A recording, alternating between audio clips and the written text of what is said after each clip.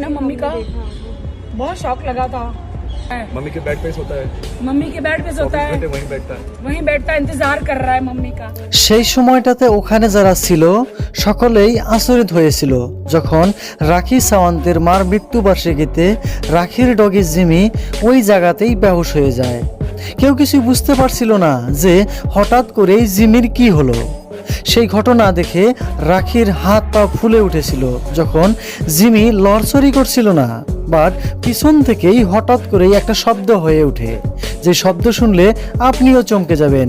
Yes দোস্ত, রাখি সাওয়ান্ত বর্তমান দুবাইতে নিজের কাজে ব্যস্ত আছেন, কিন্তু হাজারো ব্যস্ততার মাঝেও মায়ের মৃত্যুবার্ষিকী ভুলে থাকতে পারেনি। দুবাই থেকে চলে আসেন ডাইরেক্ট ইন্ডিয়াতে। এটা কিন্তু সবাই জানে যে রাখি সাওয়ান্ত তার মাকে কতটা ভালোবেসেছিলেন। রাখির মতোই তার ডগিও একদমই ভেঙে পড়েছে মায়ের মৃত্যুবার্ষিকীর দিনে। না ভালো করে কিছু খায়, না খুশি মনে থাকে জিমি। সবসময় দরজার সামনে দাঁড়িয়ে রাখি সাওয়ান্ত এবং তার মায়ের অপেক্ষা করেন। রাখি সাওয়ান্ত কি সব জায়গাতেই তাকে নিয়ে যেতে পারেন? কখনোই না। যখনই রাখি সাওয়ান্ত মায়ের মৃত্যুবার্ষিকী মানানোর জন্য ইন্ডিয়া চলে আসে, তখনই জিমি রাখির সামনে চলে যায়।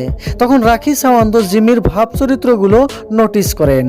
রাখি সাওয়ান্তের কিছু মনে ছিল না জিমির সাথে তার মায়ের ঘটনাগুলো, কিন্তু যখন রাখি সাওয়ান্ত জিমিকে সাথে নিয়ে তার মায়ের কবরের ওইখানে যান, তখন ওই জিমি বেহুশ হয়ে পড়ে যান হঠাৎ করেই।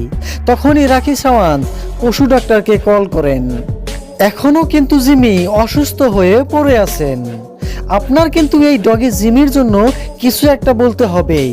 সো কমেন্ট করতে ভুলবেন না আপনার মন্তব্য।